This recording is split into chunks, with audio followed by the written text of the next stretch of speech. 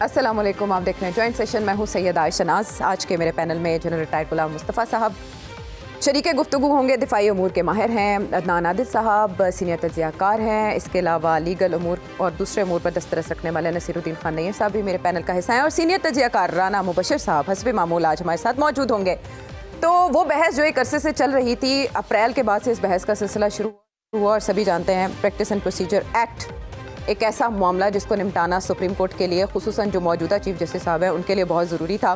لیکن بات بنائے نہیں بن رہی تھی. فل کورٹ کیونکہ تشکیل دیا گیا. آج چیف جسٹس صاحب نے اشارتاً یہ بھی کہا کہ فل کورٹ بنانا جیسے ان کی غلطی تھی. سبھی نے یہ سنا ہوگا، لیکن اس کے بعد فیصلہ یہ محفوظ کر لیا گیا. 5:30 بجے کے بجائے کچھ تاخیر سے آیا، لیکن ذرا مختلف فیصلہ ہے. ابھی مختصر ہے، تفصیلی سامنے آیا نہیں کہ نیٹی گریٹی میں ہم جا سکیں، لیکن نصیر الدین خان نیر صاحب ہمیں رہنمائی کر کے ضرور بتائیں گے. اگر اس کی مختلف بات کی جائے تو اس کے مختلف حصے تھے، جس میں جو سب سے اہم تھا ماضی سے اطلاق. جو ایکٹ ہے اس کی ایک شق ماضی سے اطلاق کو ڈیل کرتی تھی، وہ مسترد کر دی گئی ہے. البتہ جو درخواستیں آئی تھیں ان کو خارج کر دیا گیا ہے. اور اس کے علاوہ جو 3 سینئر موسٹ ججز کی کمیٹی بنانے کے حوالے سے جو شک تھی اسے قبول کر لیا گیا ہے. سپریم کورٹ آف پاکستان نے یہ اکثریتی فیصلہ حق میں سنایا ہے پارلیمنٹ کی قانون سازی کے. قانون کے حوالے سے بھی آج مختلف نکات سپریم کورٹ میں زیر بحث آئے. اور اس کے علاوہ ہم اگر دیکھیں کہ 10-5 کے تناسب سے جو یہ فیصلہ سامنے آیا ہے، اور جو 5 ہیں ان میں جسٹس اعجاز الاحسن شامل ہیں، جسٹس منیب اختر اور جسٹس عائشہ ملک کے علاوہ جسٹس مظاہر نقوی اور جسٹس شاہد وحید بھی ہیں جنہوں نے اس ایکٹ کی مخالفت کی. اس کے علاوہ جو سپریم کورٹ نے ماضی سے طلاق کی شق مسترد کی ہے 8-7 سے، چیف جسٹس آف پاکستان نے اپیل کا حق ماضی سے دینے کی شق کالعدم قرار دینے کے فیصلے سے اختلاف کیا ہے. میں ذرا چاہوں گی کہ جو میرے اینالسٹ ہیں وہ معاملے کو عام فہم انداز میں ہمارے ناظرین کے سامنے، ہمارے ویورز کے سامنے رکھیں تاکہ سمجھا جا سکے اس معاملے کو. اس کے اثرات کے بارے میں نیر صاحب ہمیں بتائیں، اور اگر آپ سمجھانا چاہیں کہ اس کے سیاسی اور عدالتی اثرات کیا ہوں گے تو کیا کہیں گے آپ؟ اس پہ جو سیاسی تنقید ہوئی تھی اس کا محور یہی تھا کہ کچھ ایسے لوگ جو ماضی میں کیے گئے فیصلوں سے ایگریوڈ ہیں یا متاثر ہوئے ہیں یا ان کے حقوق متاثر ہوئے ہیں، انہیں کسی طرح سے ایک بار اپیل کا حق مل جائے، کیونکہ وہ فیصلے سپریم کورٹ نے اپنی جورسڈکشن انڈر آرٹیکل 184(3) کے تحت کیے تھے. اور یہ راستہ نکالا گیا تھا، یہ ایک تنقید تھی کہ یہ ایک راستہ نکالا گیا ہے ان لوگوں کو رائٹ آف اپیل دینے کے لیے. اس حصے کو جو بظاہر مختصر فیصلہ نظر آیا ہے، سپریم کورٹ نے اپروو نہیں کیا. یعنی کسی کو ماضی کے کسی پاسٹ اینڈ کلوز یا شٹ کیس کو ری اوپن کرنے کا تھرو اپیل اب رائٹ نہیں ہے. اس لیے جو ایک عام فہم زبان میں بات کر دوں تو خیال تھا کہ شاید میاں نواز شریف صاحب اور جہانگیر ترین صاحب جو ماضی قریب میں متاثر ہوئے تھے اس جورسڈکشن کے فیصلوں سے، تو انہیں رائٹ آف اپیل مل جائے گا، تو سرے دست انہیں رائٹ آف اپیل ملتا نظر نہیں آتا. اچھا، لیکن عائشہ ملک صاحبہ کا جو سوال تھا کہ اب اس فل کورٹ کے فیصلے کے خلاف اپیل کہاں ہوگی، تو یہ جو مسترد کی گئی شق اس کے خلاف اپیل نہیں کی جا سکتی؟ اس کے خلاف موجودہ سپریم کورٹ کے میں اپیل نہیں کی جا سکتی، چونکہ اب یہ لاء یہی کہتا ہے کہ appeal shall be heard by a larger bench. لیکن اگر سپریم کورٹ چاہے تو کسی بھی مناسب وقت پر کسی ہائی کورٹ سے بھی ججز لے سکتی ہے، اور ایڈیشنل ججز بھی لیے جا سکتے ہیں. اوکے، ٹھیک ہے. When there is will, there is way. کیونکہ قاضی صاحب فاضل چیف جسٹس پاکستان نے ایک بہت احسن قدم اٹھایا تھا اپنا اختیار سنبھالتے ہی اور حلف لیتے ہی، کہ ایک درینہ مطالبہ تھا کہ اہم معاملات جو آئینی اور قانونی اہمیت کے ہوں وہ سلیکٹڈ ججز کی بجائے فل سپریم کورٹ بینچ سماعت کریں. تو انہوں نے، آپ یہ کہہ لیجئے، رسک لیا یا جوڈیشل جنرosity کا مظاہرہ کیا، کھلے دل کا مظاہرہ کیا. آپ دیکھیں کہاں کہ ایک فیصلے کا ایک حصہ 8-7 سے کلوز ہے، باقی 10 پوائنٹ سے کلوز ہے. ڈائسینٹ ڈز ایگزسٹ، لیکن میجورٹی ججمنٹ شیل پریویل.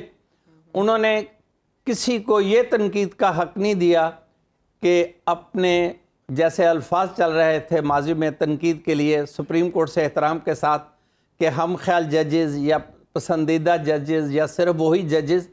اب یہ سبھی ججز تھے اوپن کورٹ میں پہلی بار تاریخ میں آن ایئر کی گئی تمام پروسیڈنگ، لوگوں نے وکلا کے دلائل خود بھی سنے، لوگوں نے ججز کے کمنٹس بھی سنے، اور یہ اندازہ ہر صاحب فہم شخص لگا رہا تھا کہ یہ ڈائسینٹنگ ویوز ہوں گے اور ان ججز کے یہ ڈائسینٹنگ ویوز ہوں گے۔ اچھا، کوئی سیٹ بیک ہے اس میں مسلم لیگ نون کے بالکل لیے؟ کوئی مسلم لیگ نون کو کوئی سیٹ بیک نہیں، جو فیصلہ قانون اور آئین کے مطابق اس میں کسی کے لیے سیٹ بیک نہیں اپیل کے حق سے بہت امیدیں تھی نا؟ ہو سکتی ہے پھر قانون میں یہ چیزیں ہیں، لیکن پہلے دن سے بھی یہ بات میں نے کی تھی کہ 191 میں یہ واضح تھا سبجیکٹ ٹو کانسٹیٹیوشن اینڈ لا، تو یہ جو آرٹیکل کا حصہ تھا اینڈ لا، یہ پارلیمنٹ کو لیجسلیٹو سپریمیسی اور کمپیٹنس دیتا تھا، اور سپریم کورٹ نے آج اسے ایکنالج کیا ہے۔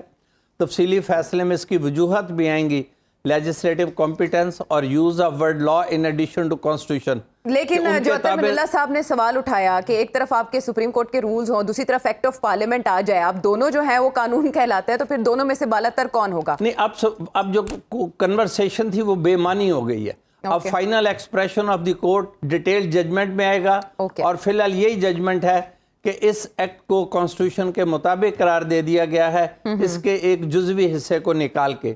جو اصل تھا، جو صحیح معنوں میں جسے کہا جاتا ہے کہ فار پبلک ایٹ لارج، ٹھیک ہے، for enforcement of fundamental rights, وہ یہی تھا کہ 184(3) کی جورسڈکشن کے خلاف کوئی رائٹ آف اپیل نہیں تھا۔ ٹھیک ہے، اور ایک اور بہت بڑی بات، کانسٹیٹیوشن آف بینچز، اب یہ ایک آن گوئنگ پروسیس ہے۔ آج قاضی صاحب چیف جسٹس ہیں، اگلے سال یہ نہیں ہوں گے، ان کے ساتھ 3 ماہ بعد اور 2 جج صاحبان ہوں گے جو سینئر موسٹ ہوں گے، اس کے بعد ان میں سے ایک چیف جسٹس بنے گا، ان کے ساتھ اور 2 چیف جسٹس ہوں گے۔ اچھا، 2 ماہ بعد ریٹائرڈ ہو رہے ہیں، ایک صاحب ریٹائر ہو رہے ہیں، نام نہیں لینا چاہیے۔ نہیں، سب کو سینیورٹی کا تو پتہ ہے، اندازہ ہے، تو اس کے بعد اسکیم آف تھنگس کیا ہوگی؟ وہ طے شدہ ہو گیا نا، اس کے بعد اعجاز الحسن صاحب سینئر موسٹ ہوں گے اور ان کے ساتھ منصور علی شاہ صاحب ہوں گے۔ اوکے، ٹھیک ہے، پھر یہ اسکیم ہو جائے گی، یعنی اوور دی ٹائم یہ ایک آن گوئنگ پروسیس ہے، یہ چینج ہوتا رہے گا۔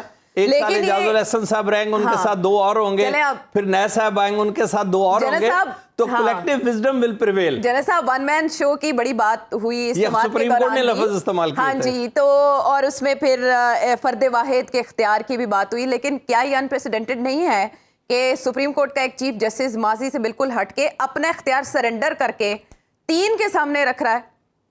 دیکھیے، کافی سارا کرٹیسزم بھی تھا، جو بات چیت بھی ہو رہی تھی، 2-3 وجوہات بیان پہ ہو رہی تھی، اور میں اب بھی یہ سمجھتا ہوں کہ سپریم کورٹ آف پاکستان کوئی بھی، اور اس کے علاوہ جب بھی کوئی اور ادارہ ہو، ایک اس کا سربراہ ضرور ہوتا ہے، اس سربراہ کے کچھ اختیارات ضرور ہوتے ہیں، ان اختیارات کو آپ ڈائلوٹ کر کے آپ اس آرگنائزیشن کو کمزور کر دیتے ہیں۔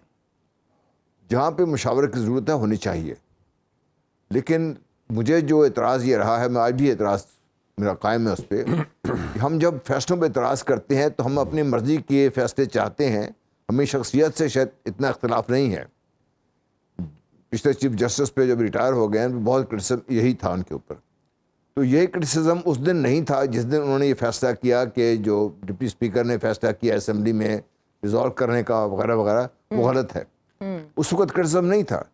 تو کرٹیسزم ہوگا، میں بھی آپ کو بتا رہا ہوں، یہ وہ اس لیے ہوگا کہ اور میرا خیال ہے لائر جو کمیونٹی ہے ایٹ لارج، مجھے نہیں پتہ ان کا ریئیکشن کیا ہوگا، لیکن میں یہ سمجھتا ہوں کہ چیف جسٹس نے بہت حسن قدم تو بہت حسن ہے ان کا یہ کہ مشورے سے کام ہو، لیکن ہر چیزیں مشورے سے نہیں چلتی، فیصلے کبھی آپ کو اپنے اوپر بھی اپنی ذمہ داری پہ بھی فیصلے کرنے پڑتے ہیں۔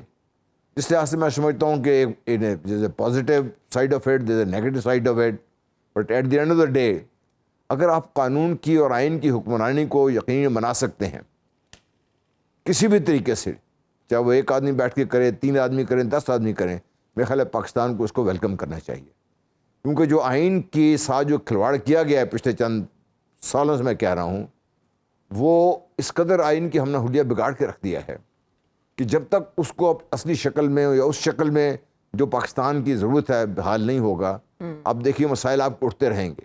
دوسرا مسئلہ جو میرا ہمیشہ یہ رہا ہے، بار بار ہی کہتا رہا ہوں کہ جو سیاسی مسائل ہے، سیاسی کاربرین نے ان کو خود حل کرنے کے بجائے اپنا سارا بوجھ سپریم کورٹ پہ ڈال دیا۔ آج بھی یہ جو فیصلہ آیا ہے اس جو یہ سارا قانون بنا ہے، جو بھی کہہ لیجیے آپ، نیچرلی جب میں نے اپنی کلیکٹیو وزڈم نیشنل اسمبلی میں بھیجی ہے تو سپریم تو وہ ہیں قانون بنانے کے لیے، لیکن وہ ہر قانون بنانے کا انہیں اختیار نہیں ہونا چاہیے، نہ ہی وہ ہر وہ قانون بنائیں جس سے وہ سمجھتے ہیں اس اسمبلی کا فائدہ ہو، اس جو چند لوگ بیٹھے ان کا فائدہ ہو۔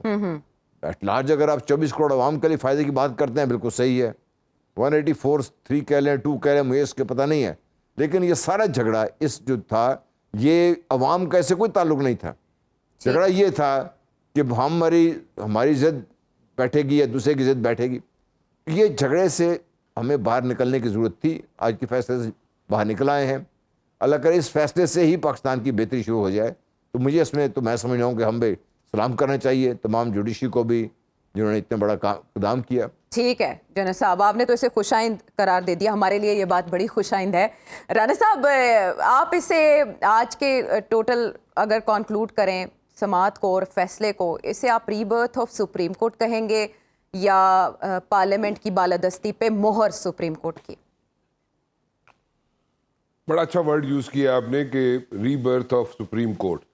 آئی وڈ انڈورس دس جی۔ اور جس طریقے سے چیف جسٹس صاحب نے ساری فل کورٹ بٹھا دی، دیکھیں آپ پچھلے چیف جسٹس صاحب تھے، وہاں پہ ایشوز کھڑے ہو جاتے تھے کہ جناب سارا فل کورٹ نہیں بیٹھے گا، کبھی کو بیٹھنے کے لیے تیار تھا، کبھی نہیں تھا، اینڈ اس طرح ٹائم گزرتا گیا۔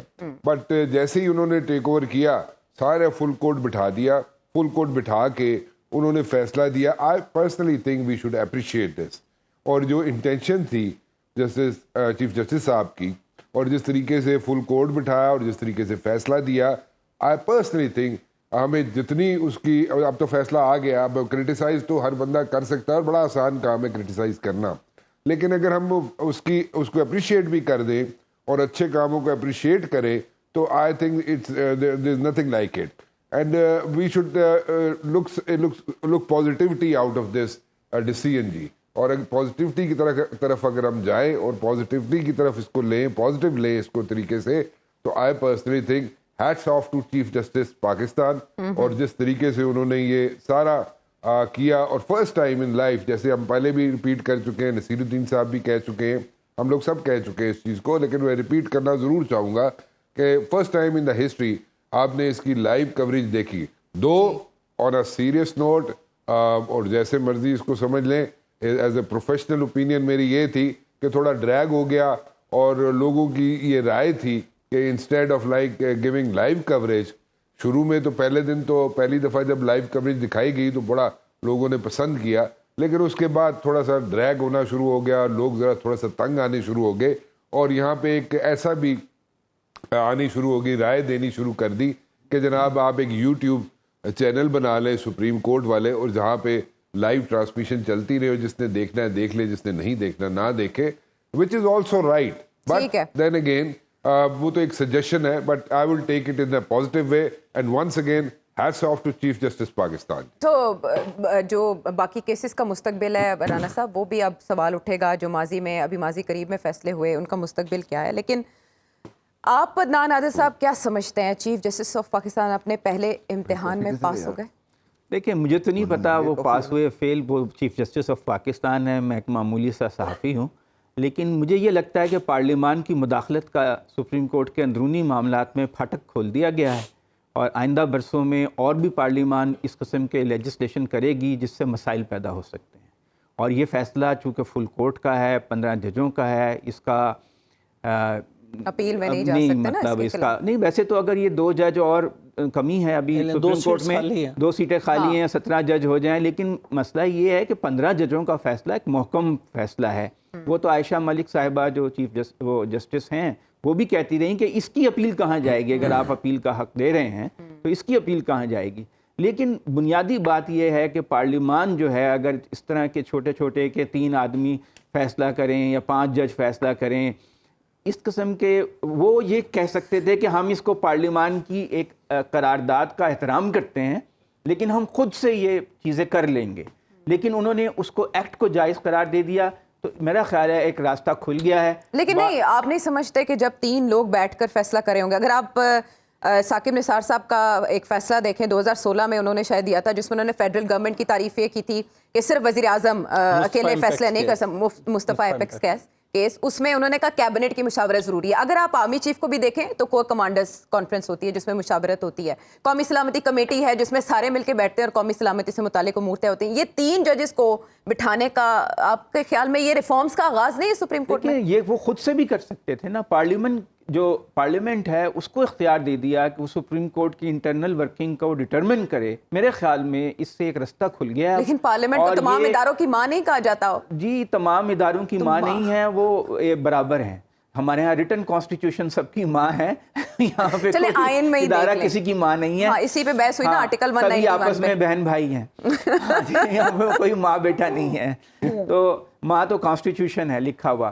بہرحال اس کی ضرورت میں سمجھتا ہوں نہ پیش آتی اگر حد سے تجاوز نہ کرتے افتخار چودھری اور ثاقب نثار.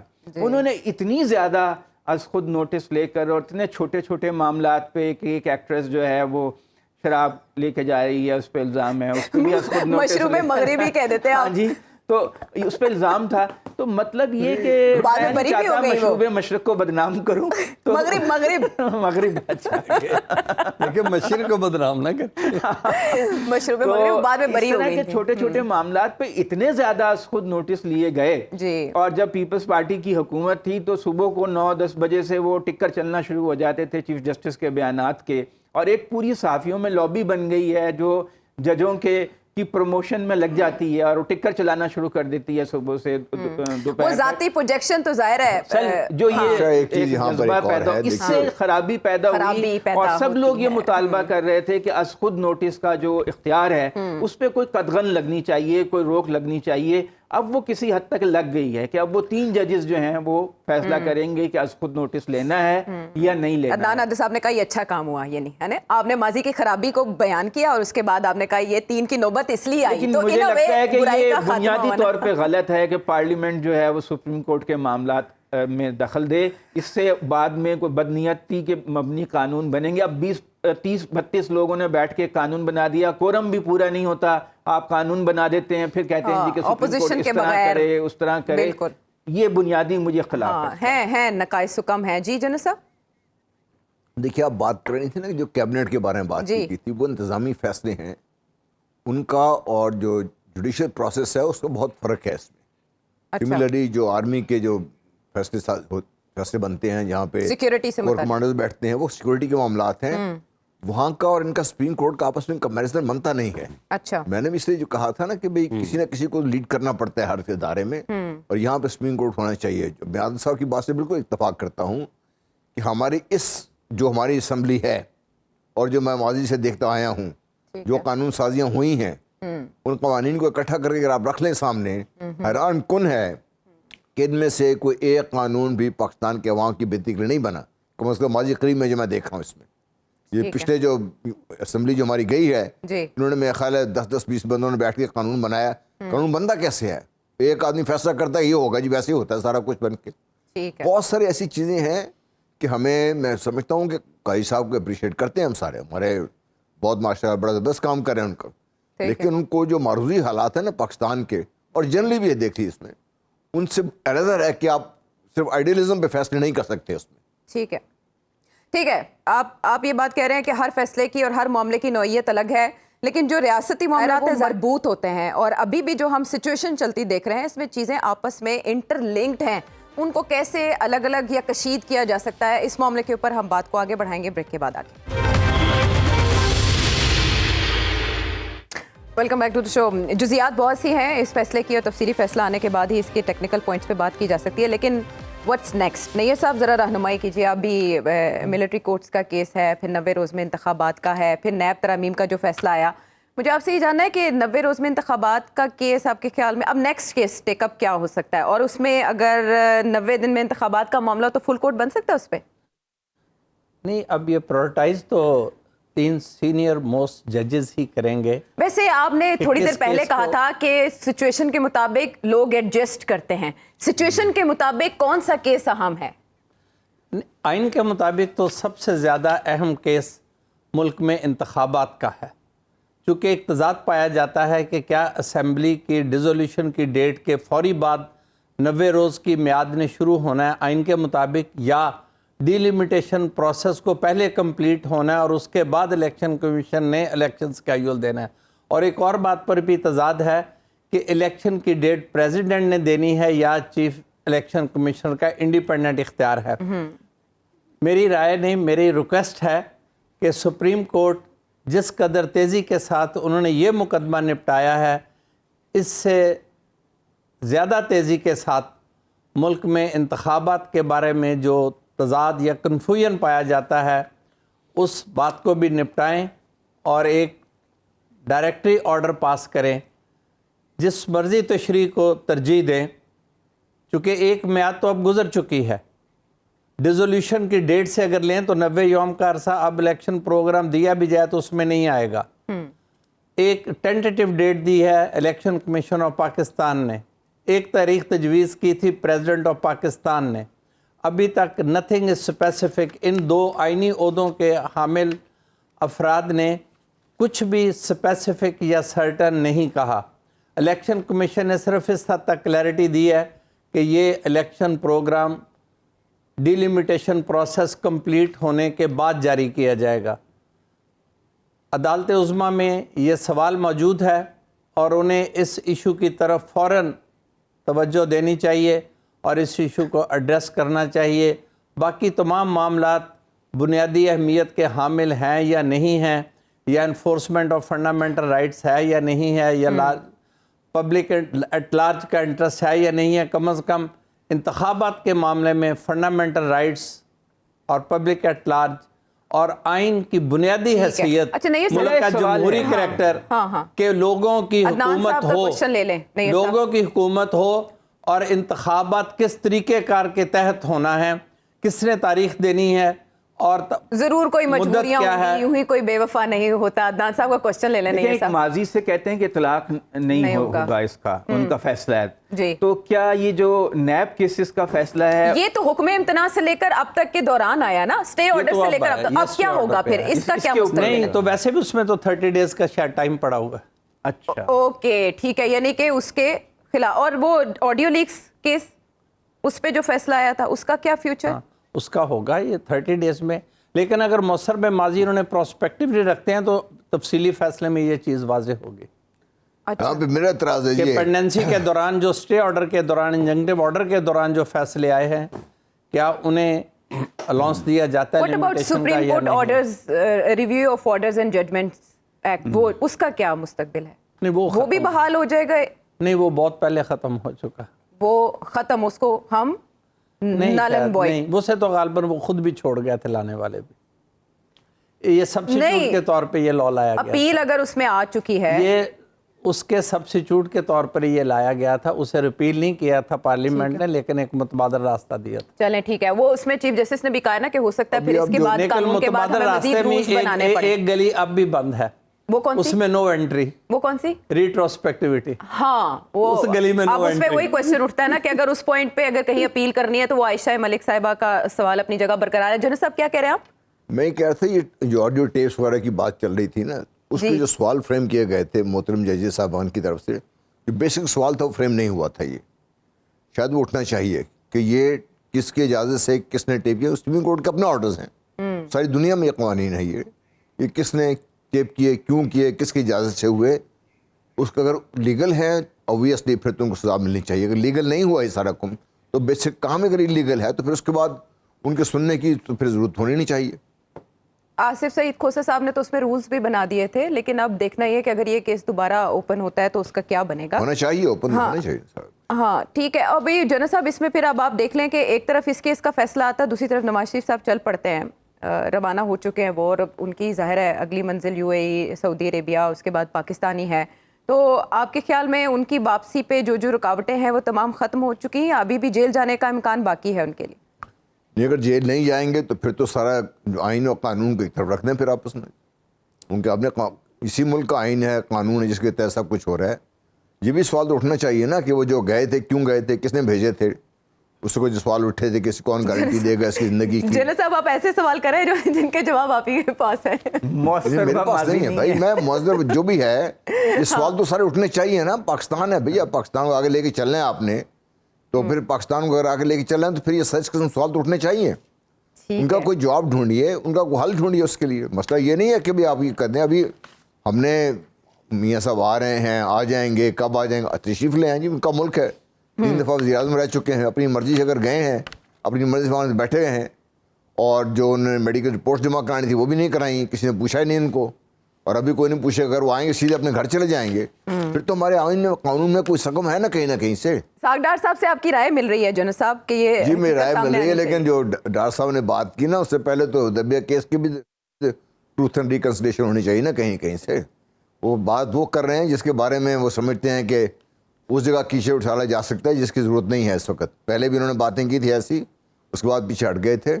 کر لیں وہ جب بات ہوگی جن کیسز میں بات کی, لیکن ٹروتھ اینڈ ریکنسلیشن میں جب بات ہوگی تو پھر ان کے بارے میں بہت سی باتیں اٹھیں گی. ٹھیک ہے. اچھا جنرل صاحب, آپ نے اس سے پہلے بھی بصیرت سے آگاہ کیا تھا جب ایک وزٹ ہوا تھا سعودی عربیہ کا نواز شریف صاحب کا مریم نواز صاحبہ کے ہمراہ. ابھی وہ سعودی عرب کیوں جا رہے ہیں آپ کے خیال میں؟ عمرے کی ادائیگی ہی مقصد ہے؟ دیکھیے اس وقت میں نے کہا تھا, اور اس وقت میری بات صحیح ثابت ہوئی تھی کہ اس وقت کی حکومت نہیں ان کو ایکسیپٹ کرے گی اس طریقے سے. اب بھی جو حکومت ہے, جو حکومت کے سربراہان ہیں, وہ ان کو اس لیے نہیں ملیں گے. کبھی تک ان کے اوپر جو بیسک ٹیگ ہے وہ تو موجود ہے وہاں پہ. پاکستان آنے کے بعد کلیئر ہونے کے بعد جائیں, اس کے بعد ملنے ٹھیک بات ہوگی. لیکن اگر وہ صرف اس لیے جا رہے ہیں دکھانے کے لیے کہ بھئی سعودی عربیہ پاکستان کی ویسے مدد تو کر رہا ہے کہ میری وجہ سے سب کچھ ہوا ہے, وہ کوئی بائی کرنے کو تیار نہیں ہوگا. آج کی دنیا میں اتنا آسان نہیں. اس وقت بھی کچھ فوٹویں آئی تھیں, تصویریں آئی تھیں, لیکن کسی نے اس کو بائی نہیں کیا. انہوں نے خود آگے اس کی بات نہیں کی. انہوں نے تو یہ بھی ایکسپلین نہیں کیا کہ جب ایک دفعہ ان کو ہٹا دیا گیا تھا اور بعد میں جب دونوں بھائیوں کو وہاں طلب کیا گیا وہ کیوں گئے تھے یہ لوگ, اس کی بھی کسی نے بات نہیں بتائی ہمیں. تو بہرحال اب دیکھیے مسئلہ یہ نہیں ہے کہ وہ کیا وہاں جا رہے ہیں کہاں. جب وہ پاکستان آئیں گے تو پھر آ کر انہوں نے پاکستان کے عوام کو فیس کرنا ہے, سعودی عرب کے عوام کو فیس نہیں کرنا انہوں نے. اب سعودی عربیہ اگر پہلے اس کی مدد کر چکا ہے تو اب وہ ان کی اتنی مدد نہیں کر سکے گا, کیونکہ آج کے حالات بہت مختلف ہیں. 25 کروڑ عوام کے سامنے آپ نے جا کے بات کرنی ہے, ان کو آپ سمجھائیں. اگر وہ آپ کی بات ماننے کو تیار ہیں, آپ کو ووٹ دیتے ہیں, 100 بسم اللہ. اگر نہیں ہے تو پھر چاہے سعودی عربیہ جائیں چاہے امریکہ جائیں, اس سے کوئی فرق نہیں پڑتا. یہ اہمیت اختیار کر گئی ہے بات کے واپسی پر وہ بیانیہ کیا اختیار کرتے ہیں. مولانا فضل الرحمان صاحب تو بتا رہے ہیں کہ انہوں نے ووٹ کو عزت دو کا بیانیہ ترک نہیں کیا. اس کے علاوہ مولانا صاحب نے کیا فرمایا, سنیں. الیکشن تو ہوں گے, اگر جنوری کے آخر میں ہوں گے تو آدھے ملک میں تو بربادی ہوگی. خواتین کے بارے میں تو آپ کہتے ہیں اگر اتنی فیصد وہاں پولنگ اسٹیشن میں ووٹ نہ پڑے تو دوبارہ کرائے جائیں گے. جہاں انسانی نہ ہو ان کو کوئی حق نہیں ہے کہ وہ ووٹ ڈالیں. تو رانا صاحب دوسری طرف اعتزاز احسن صاحب کہہ رہے ہیں الیکشنز نہیں ہونے, امیدواروں کو چاہیے پیسے خرچ نہ کریں. مولانا کہہ رہے ہیں جنوری میں ہونا, ظاہر ہے وہ اعتراض کر رہے ہیں اس کے اوپر کہ پرابلمز ہوں گی کچھ ویدر کی. نواز شریف صاحب لوٹ رہے ہیں واپس, آپ کے خیال میں واپسی پر ان کا بیانیہ کیا ہوگا, کیا تیاری کر کے آ رہے ہیں وہ؟ دیکھیں بیانیہ ہم نے اس وقت بھی یہی کہا تھا, سجیسٹ کیا تھا اس وقت, اور اسی پروگرام میں سجیسٹ کیا تھا کہ بیانیہ اپنا یہ رکھے کہ وے فارورڈ کیا ہوگا اور اکانومی کو کیسے ٹھیک کر سکتے ہیں, ٹریک پہ کیسے لا سکتے ہیں. لیکن اس وقت ان کا بیانیہ, کچھ ان کے لوگ لیفٹ رائٹ وہاں پہ بیٹھے ہوتے ہیں, انہوں نے کوئی مشورہ ان کو دیا کہ جناب آپ بات کریں کہ احتساب کریں گے اور جنرل فیض کا کریں گے یا باجوہ صاحب کا کریں گے, جس پہ انہیں تھوڑا سا بیک آؤٹ بھی کرنا پڑا اور فوری طور پہ جناب شہباز شریف صاحب کو بھی لندن جانا پڑا. لیکن اس سے پہلے بھی اور اس کے بعد بھی یہی سجیسٹ کیا تھا ہم لوگوں نے, اسی پروگرام میں سجیسٹ کیا تھا کہ وے فارورڈ کی بات کریں, اکانومی پہ فوکس کریں, اکانومی پہ زیرو ان کریں, and forget about the past, let's move forward. اور پھر وہی بات ہوئی, پھر انہوں نے اس بات پہ عمل کیا. ابھی بھی میں یہی کہوں گا کہ پرانی چیزیں جو ہیں ان کو بھول جائے اور جو پرانی باتیں ہیں ان کو بھول جائیں. کوشش کریں, مشکل ہے, I'm sure it's a difficult task and I'm asking too much over here, but then again I would suggest کہ move forward, اکانومی پہ فوکس کریں, اکانومی کو کنسنٹریٹ کریں, اور یہ ایک ٹروتھ کمیشن بنائیں, ضرور بنائیں یہ ساری چیزیں جیسے ڈار صاحب کہہ رہے ہیں. لیکن دین اگین آپ پھر ایک پنڈورا باکس کھولیں گے اور پھر اس پہ جناب بحث کریں گے اور پھر میڈیا کو آپ ڈی ٹریک کرنے کی کوشش کریں گے. صاحب آپ کے پاس انفارمیشن ہوتی ہے تو کوئی خصوصی طیارہ بک کروایا گیا جس میں 150 کے قریب افراد ہیں, وہ کون افراد ہیں, کون سی شخصیات ہیں جو ان کے ہمراہ آ رہی ہیں؟ دیکھیں ایک تو پوری لسٹ بنی ہوئی ہے, اس کا بھی ذکر ہم کئی مرتبہ کر چکے ہیں اسی شو میں کہ ایک لسٹ بنی ہوئی ہے اور بڑے عرصے سے بنی ہوئی ہے, اور اس میں کئی صحافی بھی ہیں, اس میں کئی انٹرنیشنل میڈیا کے بھی لوگ ہیں, ہمارے اپنے پاکستان کے بھی لوگ ہیں, اور ان کی سیٹیں ریزرو ہو چکی ہوئی ہیں بڑے عرصے سے, اور ہر ایک نے اپنی اپنی سیٹ جو جس نے کرانی تھی اس نے ایون فیلڈ ان کو رابطہ کیا اور وہاں پہ انہوں نے اپنے اپنے نام دیے اور وہاں پہ سیٹس ریزروڈ ہیں. اور میاں صاحب آ رہے ہیں تو مطلب الیکشن ہو رہے ہیں جنوری میں. خیر میں آج بھی یہی کہوں گا کہ it's a 50-50 thingy and we can not predict anything about the election. Yes ہو بھی سکتے ہیں, نہیں بھی ہو سکتے, لیکن جب تک الیکشن اسکیجول نہیں آ جاتا, جب تک الیکشن ڈے نہیں آ جاتا, let me put it this وے, اس دن تک مجھے میں نہیں کہہ سکتا کہ ہو سکے. جب نگران حکومت ابھی نئی تشکیل پائی تھی تو رانا صاحب نے کہا تھا سارا پلان طے ہو چکا ہے, سارے معاملات طے شدہ ہیں, بس اعلان ہونا باقی ہے. ابھی بھی سارا پلان طے ہو چکا ہے, اگلی حکومت کے حوالے سے جو کیریکٹرسٹکس ہیں وہ بھی واضح ہو چکے ہیں, فیچرز بھی بن چکے ہیں, لیکن رانا صاحب ابھی ہمیں بتانے سے احتراز کر رہے ہیں. عدنان عادل صاحب کے پاس شاید کوئی خبر ہے اس بارے میں, بریک کے بعد آ کے سنیں گے ان سے. ویلکم بیک ٹو دی شو. سیاسی سینیریو کے حوالے سے عدنان عادل صاحب سنا ہے, آپ کے پاس کوئی انسائٹ ہے؟ دیکھیں انسائٹ تو یہ ہے کہ میں پہلے بھی کہتا رہا ہوں, نون لیگ کی تو حکومت چل رہی ہے اس وقت بھی. نواز شریف آئیں گے تو کہتے ہیں کہ پرائم منسٹر بن جائیں گے, حکم تو انہی کا چل رہا ہے, انہی کے بندے ہیں, فواد حسن فواد اور توقیر شاہ اور 5-6 منسٹر ہیں. یہ جو حکومت ہے برائے نام نگران حکومت اصل میں نون لیگ کی ہے, لیکن میرا خیال ہے کہ اب الیکشن ایسے ہوں گے, اس طرح ہوں گے, اور جو ان کا تھا کہ کرش کر دیا جائے تحریک انصاف کو اور اس کے چیئرمین کو جیل میں ڈال دیا جائے, سزا بھی اس کو ہو جائے گی عمر قید کی, تو وہ ان کے ہر چیز ان کے پلان کے مطابق ہو رہی ہے. اور جیسے الیکشن ہوں گے پلاننگ یہی ہے کہ تحریک انصاف کو 20-25 سیٹوں تک محدود کیا جائے اور نواز شریف وزیر اعظم بنے. اور نون لیگ کے لوگ کہہ رہے ہیں کہ نواز شریف وزیر اعظم بنیں گے, لیکن مریم نواز اصل میں ڈی فیکٹو عملی طور پہ وزیر اعظم ہوں گی, اور پھر 1.5 سال بعد نواز شریف ریٹائر ہو جائیں گے اور وزیر اعظم کا عہدہ جو ہے وہ مریم نواز ہی سنبھال لیں گی. تو پلاننگ اس وقت یہی ہے, اور وہ بالکل پر امید ہیں کہ جیسا روڈ میپ بنا تھا اس پہ پورا کام ہو رہا ہے. یا تو تحریک انصاف کے لوگ روپوش ہیں, یا کوئی گلگت کو سائڈ کو چلے جاتے ہیں, یا وہ ان کو سزائیں ہو گئی ہیں, کیس بھگت رہے ہیں, چیئرمین ان کے جیل میں ہیں سائفر کیس میں, یہ بالکل واضح نظر آ رہا ہے. وہ تو فرد جرم کو بھی چیلنج کرنے کا ارادہ رکھتے ہیں, کوئی چانس ہے بچت کے؟ مجھے تو یہی لگتا ہے کہ ان کو سزا ہو جائے گی, کیونکہ اب تک نون لیگ کے جو ہمارے سورسز ہمیں جو بتاتے تھے کہ یہ ہوگا, بالکل اسی طرح سب کچھ ہو رہا ہے. تو مجھے ان کی بات پہ پورا یقین ہے. نواز شریف صاحب آ رہے ہیں, وزیر اعظم بنیں گے. میرے گھر کے پاس ایک نہر ہے جس میں پانی بہتا ہے, وہاں میرا خیال ہے کہ اب دودھ اور شہد کی وہ نہر بن جائے گی. ایک دن دودھ بہا کرے گا, دوسرے دن شہد بہا کرے گا, جیسے پہلے بھی ان کے دور میں ہم دودھ اور شہد کی نہریں دیکھتے رہے ہیں, اس میں سے ہم نکال کے دودھ پیتے تھے, شہد کھاتے تھے. آج ویسے میاں صاحب کی ڈریسنگ سے لگ رہا ہے روح افزا کی نہریں ہوں گی. اب وہ کافی عرصہ مغرب سے رہ کے آ رہے ہیں. جی ہاں, تو کچھ بھی ہو سکتا ہے, دونوں مکس بھی ہو سکتے ہیں. لیکن یہ مولانا صاحب کو اچانک کیا ہوا, لائن ان کی تھوڑی سی چینج ہو گئی, وہ شکوہ کر رہے ہیں ساگدار صاحب نے آ کے ڈالر کے ساتھ کیا کیا, اب نواز شریف صاحب آ کے کیا کر لیں گے. مولانا صاحب کو کیا ہوا, شاہد خاقان عباسی چودھری نثار بننے جا رہے ہیں؟ نہیں, میرا نہیں خیال. شاہد خاقان عباسی زیادہ پریکٹیکل آدمی ہے, چودھری نثار جو ہے نا وہ تھوڑا سا اپنے آپ میں رہنے والے آدمی ہیں. شاہد خاقان عباسی تیل دیکھیں گے اور تیل کی دھار دیکھیں گے. ابھی تک تو ویسے وہ تھوڑے ہٹ کے چل رہے ہیں. ہاں وہ نہیں, انہوں نے ابھی میں نے ان کا انٹرویو سنا, وہ ابھی کمیٹڈ نہیں ہے. وہ کہہ رہے ہیں کہ میں لڑ بھی سکتا ہوں, لیگ کے ٹکٹ پہ بھی الیکشن لڑ سکتا ہوں, حالات دیکھ کے فیصلہ کروں گا. ابھی وہ یعنی فل تیار نہیں ہے اپنی پارٹی لانچ کرنے کے لیے, اکارڈنگ ٹو سچویشن. اور فضل الرحمان صاحب کو تو اپنی شکست نظر آ رہی ہے کہ میرا تو میلہ سارا لٹ چکا ہے, تو الیکشن نہ ہی ہو تو اچھا ہے. کبھی آدھی کہہ رہے ہیں آدھا پاکستان سردی کی لپیٹ میں ہوگا, 8-10 سے زیادہ ایسے حلقے نہیں ہیں جہاں پر سردی کی وجہ سے الیکشن متاثر ہوگا, لیکن انہوں نے کہا نہیں, پورا آدھا پاکستان. اصل میں ڈسکا میں جو ہوا نا دھند کی وجہ سے, وہ اس وجہ سے تھوڑا سا کترا رہے ہیں کہ الیکشن کے نتائج میں کچھ ایسا ویسا نہ ہو جائے. بہرحال یہ دیکھتے ہیں کہ اس معاملے میں کیا ہوتا ہے. مسلم لیگ نون نے اپنے اپنے جلسے منسوخ کر کے فوکس کر دیا 21 اکتوبر تک. ڈونٹ نو دا ریزنس کہ انٹرنل پالیٹکس ان کا مسئلہ ہے یا کچھ دیگر معاملات ہیں. بہرحال ہم ذرا اس سے ہٹ کے انٹرنیشنل ایشو کی طرف جاتے ہیں. وہ بہت بڑا ایشو ہے, دنیا جس کی لپیٹ میں آہستہ آہستہ آ رہی ہے. اہداف ہمیں سمجھ نہیں آ رہے جنرل صاحب, اگر آپ اس کو کنفائن کر سکیں, مختصراً بتا سکیں کہ what next for the world in this war. اگر آپ دیکھیے تو ٹرمپ صاحب جاتے ہوئے جو ابراہیم ایکارڈز کر گئے تھے, ان کا مقصد کیا تھا, اور اس کو جو ایکسپلینیشن دی تھی نیتن یاہو نے جا کے اقوام متحدہ میں نقشہ دکھا کے کہ جو مستقبل کا مشرق وسطیٰ ہوگا وہ پیوٹ کرے گا اسرائیل کے ارد گرد. دیٹ مینس کہ مغرب اسرائیل کے تھرو پورے مشرق وسطیٰ پر طاقت اور دھونس اور سارا اثر اس کا ہوگا, جو چاہیں گے وہی ہوگا. اگر اس کو آپ لارجر کانٹیکسٹ میں دیکھتے ہیں تو پھر سارے ریجن پہ اگر مغربی دنیا کا تسلط ہو جاتا ہے تو پھر چین اور روس کہاں پہ جائیں گے, اور اس خطے کی جو اپنی طاقتیں وہ کہاں پہ جائیں گی. تو یہ جو منصوبہ تھا ان کا, نقشے بھی انہوں نے دکھایا تھا کہ غزہ وغیرہ تو سارا غائب کر دی تھا انہوں نے.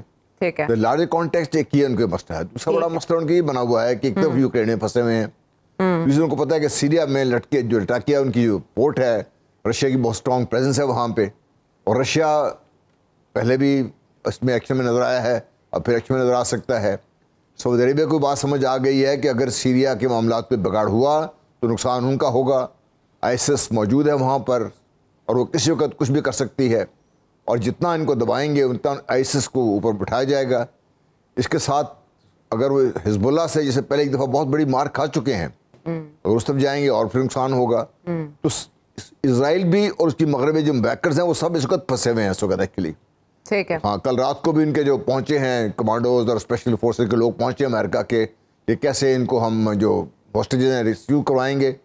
اگر وہ اس کی کوشش کرتے ہیں تو ان کے سامنے حماس بیٹھی ہوئی ہے, شاید حماس کو انڈر اسٹیمیٹ کر رہے ہیں, جو جس طریقے سے اسرائیلی جو ڈیفینسز توڑ دیے ہیں, جو ان کے آئرن ڈوم کو انہوں نے نقصان پہنچا دیا ہے. تو اب میرے خیال they have to take it very very carefully. اور وہ جو جس طریقے سے یہ تھا کہ بھئی یہ اسرائیل کیوں ہے, مجھے ابھی اس کا سوال کا جواب مجھے نہیں مل سکا. شاید اسرائیل اپنے زوال کی طرف بڑھ رہا ہے, اور یہ اس کا بہت بڑا مظاہرہ تھا میرے نزدیک. نہیں صاحب, آپ اسے کیسے کنکلوڈ کریں گے؟ نقطہ آغاز تو ہم نے دیکھ لیا, نقطہ انجام کیا ہوگا, اختتام کیا ہوگا اس کا؟ نہیں, آغاز نہیں, یہ تو مختلف وقفوں کے ساتھ یہ کانفلکٹ زندہ ہے. لیکن اب کی بار حماس نے جس طرح سے اسٹرائک کیا ہے وہ ان ایکسپیکٹڈ نہیں, اس سے زیادہ کنسولیڈیٹڈ ویل کنسرٹڈ 1973 میں ایجپٹ اور سیریا نے کیا تھا, جارڈن کو علیحدہ رکھ کے. ابھی تو حماس نے تنہا کیا. اب سیریا اور ایجپٹ اس میں بالکل شریک نہیں ہے. سرحدت حماس نے اپنی ہی آکوپائڈ ٹیریٹری جو غزہ کی سٹرپ ہے اس میں سے اٹیک لانچ کیا ہے, اور تھوڑی سی ڈیفیکلٹیز بھی ہیں. جو ایریا ویسٹ بینک کا ہے پیلسٹینین اتھارٹی کے پاس, وہ تھوڑے سے ان ایکٹیو ہیں اس وقت, وہاں سے کچھ نہیں اٹیک نہیں ہو رہا. تھوڑے سے وہاں حماس کی پریزنس زیادہ غزہ کی سٹرپ میں ہے. غزہ کی سٹرپ بالکل ایک چھوٹا سا لینڈ لاکڈ ایریا جس کے ایک طرف میڈیٹرینین سی ہے اور باقی ایجپٹ کا سمال پارٹ اور اسرائیل اٹ سیلف ہے. وہ جب چاہیں بلاکیٹ کر دیتے ہیں, اور غزہ میں جو لائف ہے وہ بالکل رک جاتی ہے. ابھی بھی بہت زیادہ ہیومن کیجوالٹیز ہوں گی. جس طرح سے اسرائیل فروشیسلی سٹرائک بیک کر رہا ہے اور یونائٹڈ نیشن اسے بالکل نہیں روک رہی, ویسٹرن ورلڈ نہیں روک رہی, صرف کنڈیم کر رہے ہیں, اب کسی کو نہیں روک نہیں رہا نا. United nation can intervene. اتنے بڑے انسانی المیہ کا انتظار کر رہے ہیں کہ اسرائیل نے جو اعلان کیا کہ ہم غزہ کو مٹا دیں گے, حماس کو مٹا دیں گے, کیا 20-25 لاکھ لوگوں کی زندگی تلف کر دی جائے گی؟ ایسا ممکن نہیں, اور ایسا نہیں ہونا چاہیے. اور جیسا جنرل صاحب نے کہا ہے, یہ حماس کو صرف حماس کو غزہ کی سٹرپ تک نہ لیں, اس سے ایک بہت لمبی بغاوت پھیلے گی اور ایک خاص قسم کا ریڈیکلزم پورے ریجن میں بڑھے گا. دو ملکوں میں پہلے ہی ان کا دباؤ ہے. آئی ایس نے اچھا خاصا پریشر رکھا ہوا ہے عراق کی سیوین گورنمنٹ پر بھی اور سیرین ڈکٹیٹرشپ پر بھی. وہ اور ایکسپینڈ ہوں گے, حزب اللہ اور ایکسپینڈ ہوگی, اور یہ کانفلکٹ بالکل ختم نہیں ہوگا اگر اسرائیل کو اس طرح سے پوری دنیا نے فری ہینڈ دیا کہ آپ ایک چھوٹی سی کمیونٹی کے خلاف جو زیادہ 23 لاکھ ہے. ٹھیک ہے, شدت جو ہے وہ اس معاملے جو مغربی دنیا دیکھتی کیسی ہے ان کو. پروگرام تک کے لیے ہمیں اجازت دیجیے.